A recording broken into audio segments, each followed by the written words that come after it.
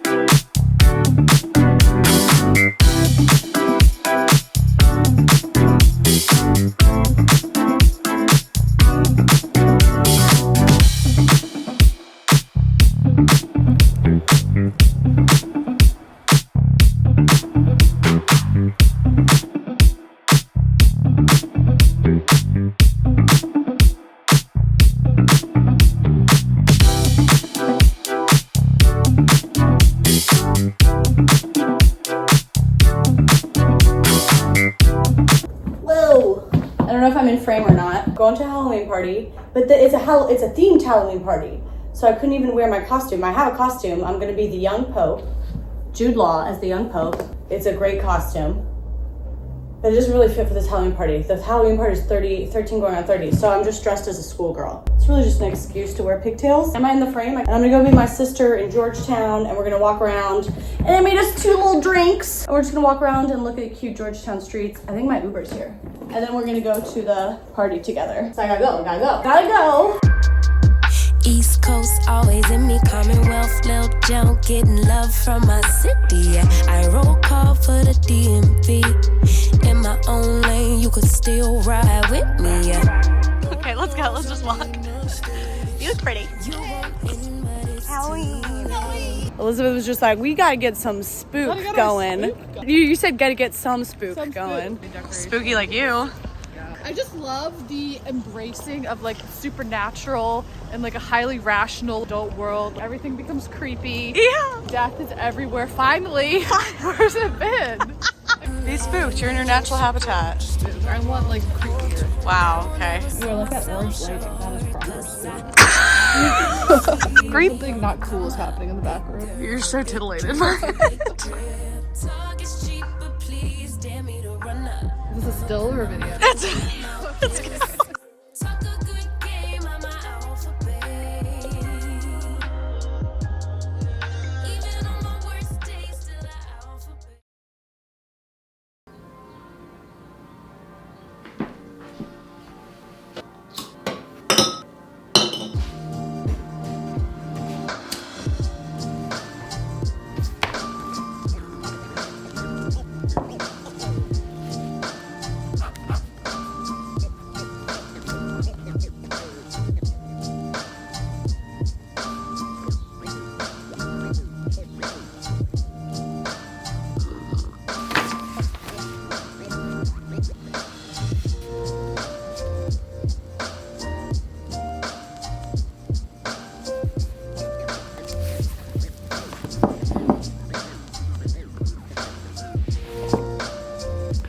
Okay, dating update. It's street man dating update time. So, I have stopped seeing the street man, which I know is disappointing. I think he's a good person. He's a very fine person, but it just became clear to me that I felt like I was like giving him a lot of extra chances to be like, okay, I don't know about this, but like we'll keep seeing. And then eventually I was just like, oh no, I'll share the high level plot points. When we first met, this is so ironic to the extreme buildup and overwhelming hype that I had in my brain. But like, you know, if you watch the videos about me getting excited about Street Man, even though I like felt insane about it, I didn't didn't feel like, I'm not like obsessed with him. Like I was very aware that I don't know this person. I was just overwhelmed at really the narrative. It was just like a ridiculous story and the expectation in my own head about myself and how I should be. And he was very cute and I was excited to meet him, but I also was very aware that like, I might hate this person, whatever. And then we met and he was acting, his behavior was as if he was in love with me. Which to me is like completely puts me on edge if we've just met, because you don't know me. So you're either like really ungrounded in like the experience of dating and what it means to get to know someone, or maybe you're like desperate, or it's a manipulation tactic, or like, I don't know. It doesn't really matter what the answer is, but any of them aren't really good. And I didn't even feel like it was because we'd seen each other on the street, because the street thing actually wasn't as built up in his mind as it was in mine. There were so many pieces of conflicting information. Like he'd all at once seemed like really desperate to be in a relationship and like find a wife and like have a kid immediately, but then also felt like maybe he was just like manipulating me for a hookup or something. Like it was just very conflicting.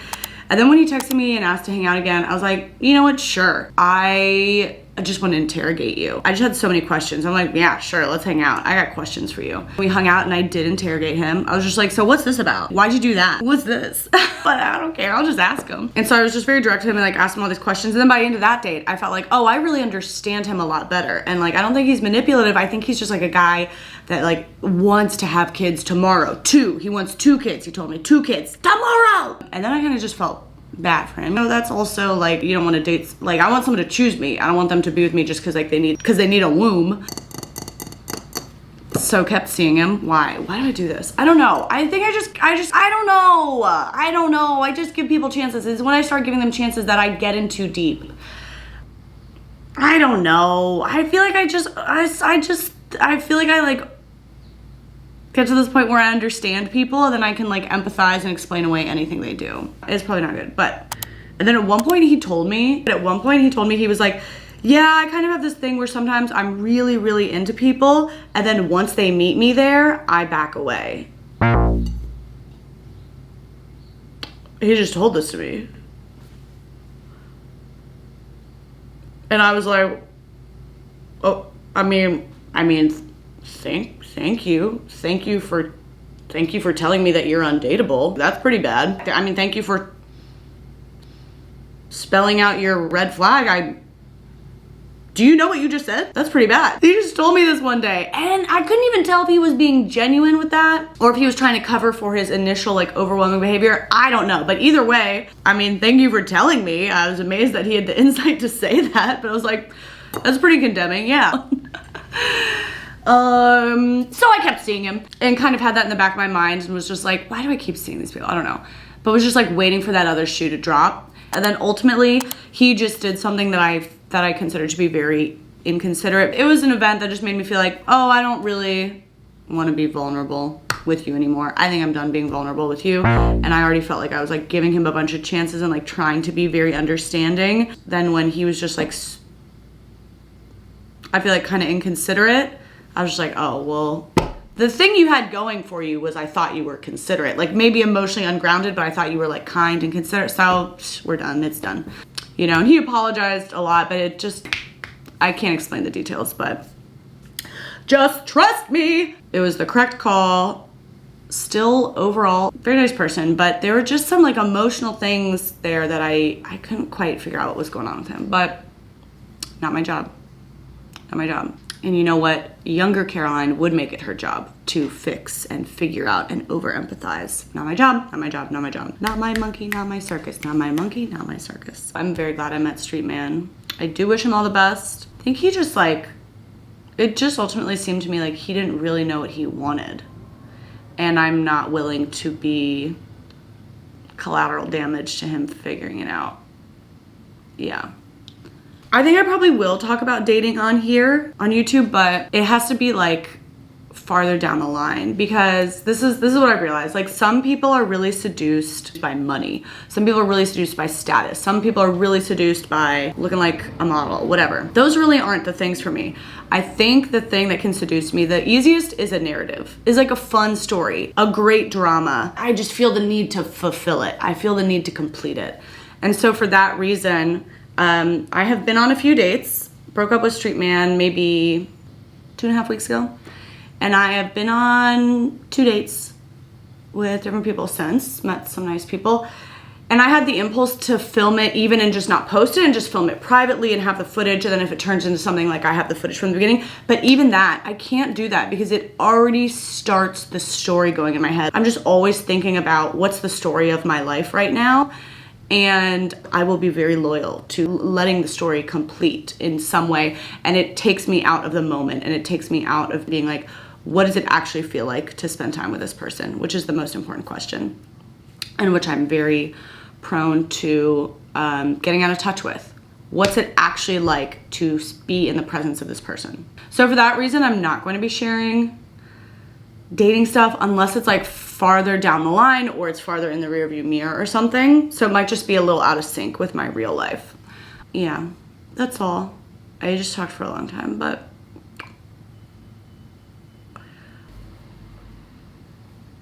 okay. TTYL.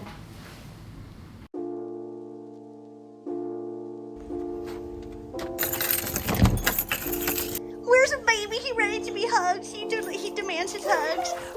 Oh, real. Oh, real.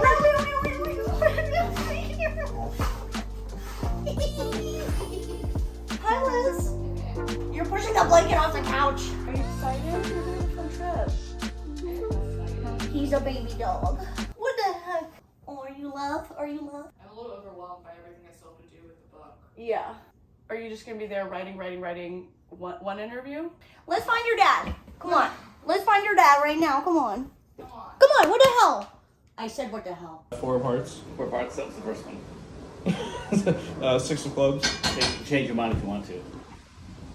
I'm good. 6 of clubs? Yeah. What are the odds? 1 in 52. You're wrong. What? You're wrong. I don't get it. Whoa, that was cool. And then you just sort of try to just do this here, just have it kind of flip, you know. That was cool. You get that the right angle. I like that. No, I'm trying to get the angle. Do it I again. saw that. Do it again. I'm supporting you. Guys, I bought some popcorn. Wow, that was good. Dad, you have a real future ahead of you. I have a future. Yeah. Just probably this.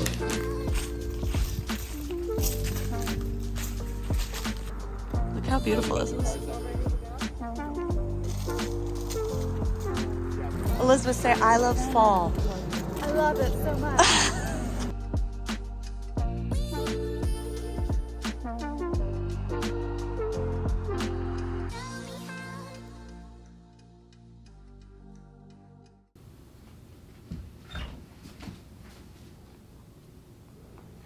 You guys want to see something messed up?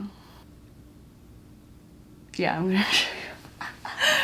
Something that sits on this dresser right here is this very beautiful little box. I think this is from Venice. I've had this since I was a kid. Can you focus for once in your life? Can you ever do anything right? Sir, senor, what's your job? Thank you. I just have always loved boxes and like containers in general, but what's upsetting is what's in this box. This box is full of my baby teeth. Like all of them. Look away if you don't want to see this. I'm not gonna show it up close. That's a box full of teeth. That's like a full mouth. That's a full child's mouth. I don't know why this started, but I just started saving my teeth as a kid. I guess kids do that, but I also like wanted to brush them. I wanted to keep brushing them. I don't know why. After I lost them, I would keep brushing them just like in my hand.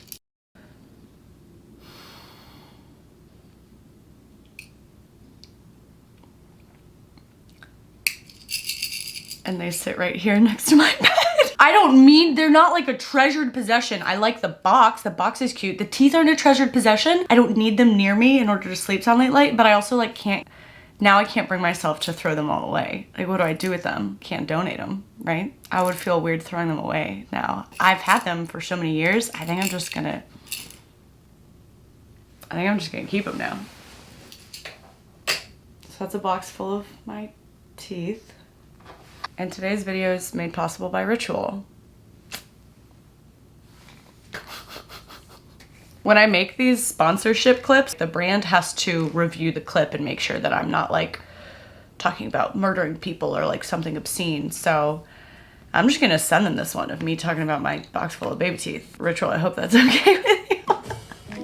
You guys, Ritual has made this YouTube channel possible today. They're the multivitamin that I take every day. You probably have already heard of them, but they also came out with a new product, which is their Synbiotic, which is a prebiotic, probiotic, and postbiotic. If you don't know what those things are, this is the part where I say the science. Prebiotics support the growth and activity of beneficial bacteria in the gut. Probiotics are the live microorganisms that relieve bloating, gas, mild and occasional diarrhea. And postbiotics provide fuel to the cells that make up the gut lining and support gut barrier function.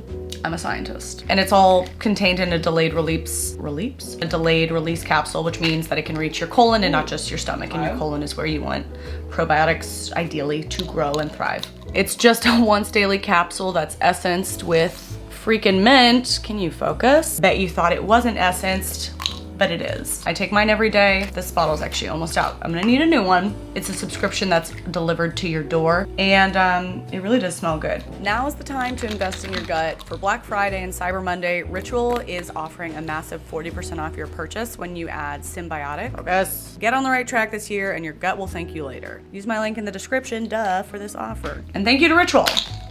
Man, if Ritual approves this sponsorship, you're my homeboy. Okay, that's it. I gotta go brush some of my baby teeth right now. JK, I don't do that. I don't still do that. I was a child at the time. It's fine.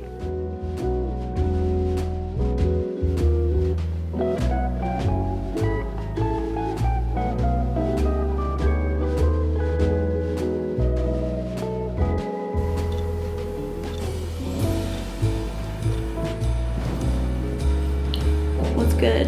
Wait. Audio on. Test. How stupid my hair looks. This is my Emma Chamberlain influenced sweater. She's like the it girl for Aritzia now or something. It's very nice quality. Oh, I got on my kitchen makeover video. A bunch of people asked how my landlord reacted to me sharing the makeover with him, which I was like, oh yeah, I should share with him. I didn't even do that. So I did text him this afternoon. He was so sweet. He said, love it. He's so sweet. He said, that's really nice. I truly appreciate how you taking care of the place. He's a very, very nice man. He's been the best landlord I have ever had. And I have had at least 10, 12 different landlords, like living in New York. I've had a lot of landlords, and New York landlords they're their own breed. Their rules are crazy. They're so insane. I was just thinking about this the other day. So when I had my first apartment in New York, and I was like 19, I had a tiny bedroom in Alphabet City, like Lower East-ish side, Alphabet City. And this is our view.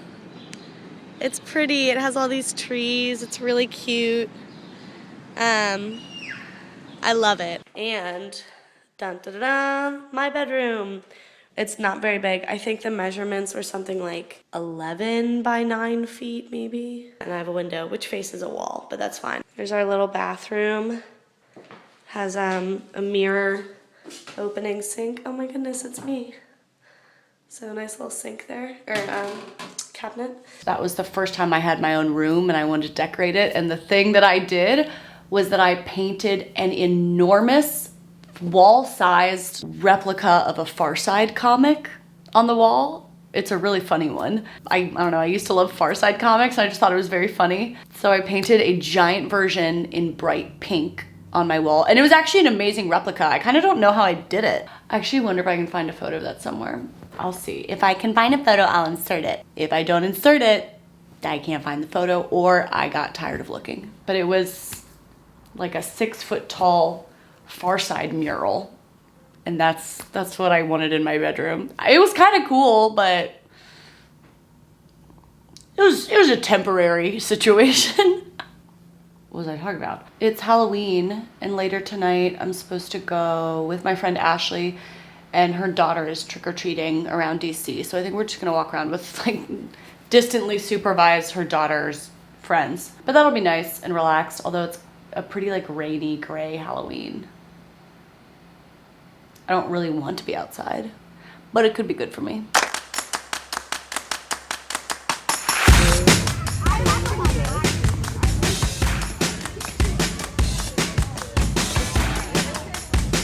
Oh my god. Okay, wait, come back. I can't. Describe your outfit. Cat with my cat ears. Give me a meow, god damn it. Meow.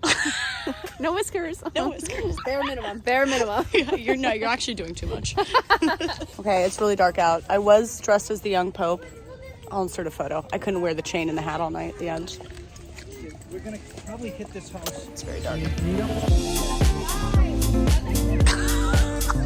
Do you live there, sir? Sir, do you live there? Maddie, get me one. Get me a Reese's. There's no reason. Go get me something good. What the heck? Come on. Did they sacrifice you like I suggested? No. Kinda. Which is not funny. I was not scared at all. Oh, yeah. Thank you. A Heath bar. Oh my god, those are my favorite. That's messed up. I'd rather have nothing.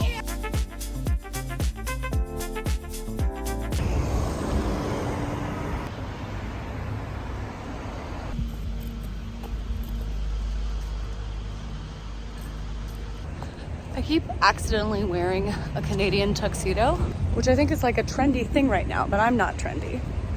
So it's just an accident. Am I trendy? Shut up.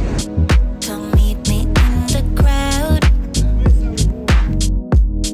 Everything is so loud. Your mind is running out. Okay, it's hot.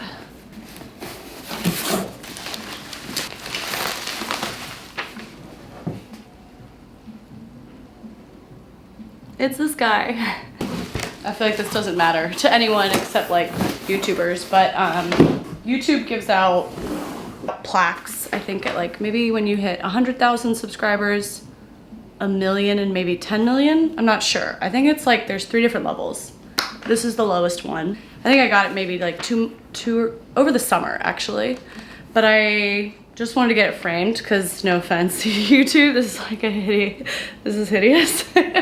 In a way, my immediate reaction, I want to be like, it's very silly and it's nothing, but I think that's also me, if I'm being honest, like feeling afraid of feeling proud of it. And I am proud of it. What do I want to say about it? No one's asking you to say anything about it, Caroline. When I first started my YouTube channel, literally like 2 years ago, I would like announce every day to my boyfriend like how many subscribers I had. I'd be like, 8 subscribers, 12, 13. You know, it was very slow, very, very slow. And I remember when I hit 50 subscribers, I very vividly remember when I hit 50 subscribers, I was like, not 50K, not 50, that like 50, just 50. I was like, oh, then anything is possible. It felt so impossible. So clearly remember that moment of being like, oh, if I can hit 50, then like, I don't know, maybe I can like move things with my mind too, because it seems that impossibly ridiculous that 50 people would have subscribed to my channel. Like, if I was to go outside right now and try to get a crowd of 50 strangers who I've never met, if I was gonna be like, I'm gonna talk about interior design, like come listen, my own mother wouldn't show up to that, let alone 50 strangers who are like, yes, I will show up when you talk about this. That's how impossible it felt. So, I'm just rambling, and now we're here, or whatever. Also, look at this frame. It's like a green, almost like, what's that called? It's like a snake skin, but a green. Did in August of this summer. And then what did I write? 50 once felt impossible, is what I wrote. Which is like super cheesy that I'm writing a message to myself, but in a way I feel like I need to stay like reminded of that and grateful, because now it's easy to be like, it's just easy to be greedy. It's just easy to be greedy. I have a high capacity for greed in my life. So it's nice to be like, damn, you weren't owed any of this. And actually I know that for a fact, because I've already failed at a career like so hard.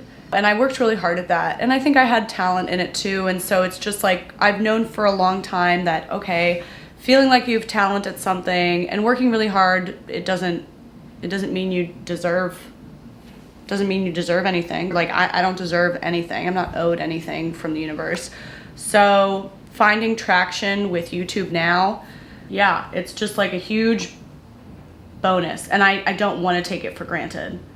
I don't know what my point is, but I saw Paige Wassel, who I love, also just shared her YouTube plaque, and she was talking about how she probably will put it in like a bathroom or something, like by the toilet. And that cracked me up so much. I feel like that is the correct place to put it, but now I don't feel like I can do that because I don't want to copy her. So I don't know where this will go. It'll probably go like in my hallway or something. Yeah, so I gotta thank everybody who watches this channel and has helped me feel connected and validated in so many things. Like, I feel like the best thing that YouTube has given me throughout my life, and I think this is a very relatable feeling. Throughout my life, I felt like I was never quite right for any situation. In school, I was too much of a clown. At soccer, too much of a spaz. And then I went to theater school, and I was like, oh, I'll belong at theater school. Even in theater school, I was like always getting in trouble for like making fun of things. In tech, I felt like too emotional. Been in trouble my whole life for like making messes, doing too many projects, too sensitive, too emotional, literal messes and chaos wherever I go. It like bothered every single one of my exes. Socially, not feeling like people got me or whatever. Pretty universal feelings. That doesn't make me special. It's just like, that's been the feeling throughout life. Like, damn, I wish I could just be a little more this way, then I would fit. Why am I just missing the mark on everything? And then I stumbled upon YouTube and stumbled upon this place where like all these weird disparate things about me finally make sense. It feels like the place where I make sense for the first time. Yeah, I know that's not something that I'm owed. I know that's not something that everyone gets to find in their life, like a place where they feel like they make sense. That's like the feeling that I think about, like I want to find in a romantic partner one day. Like a romantic partner who makes me make sense, that our dynamic hypes up the good things about me and like minimizes my flaws. And hopefully I would do the same to them. But like literally, I hope one day that I have the romance with a partner that I have with YouTube. So if you watch this channel, that is the gift you've given me. You've given me the romance of a lifetime and the belonging of a lifetime. So thank you. I need to end this speech that nobody asked me to give. Gonna find a place to hang this guy up. 100K. Wow, dropped it.